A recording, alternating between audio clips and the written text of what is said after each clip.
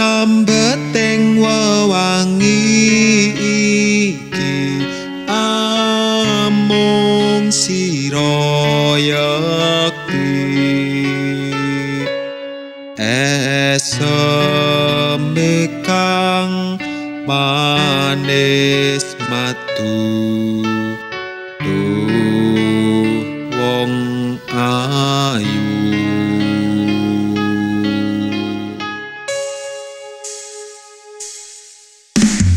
Tresno lir tirta gumanti tahono awet sira marang rasa endah rumembyak rikmamu dadya anganku saben dalu.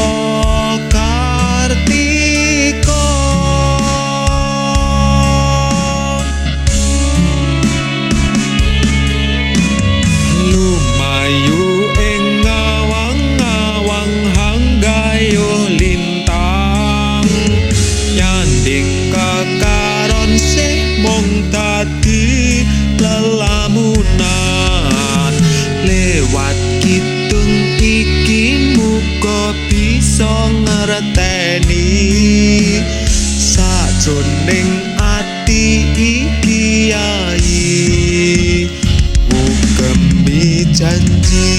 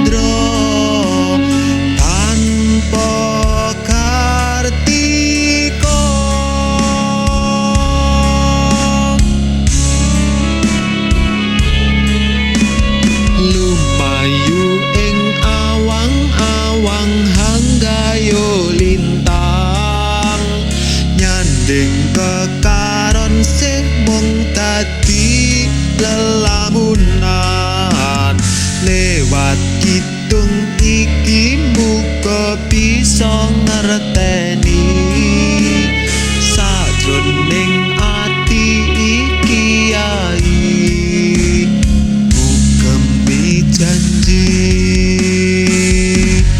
Nadyan datan handar bendi bakal tak ruti suci sejati duh marutoka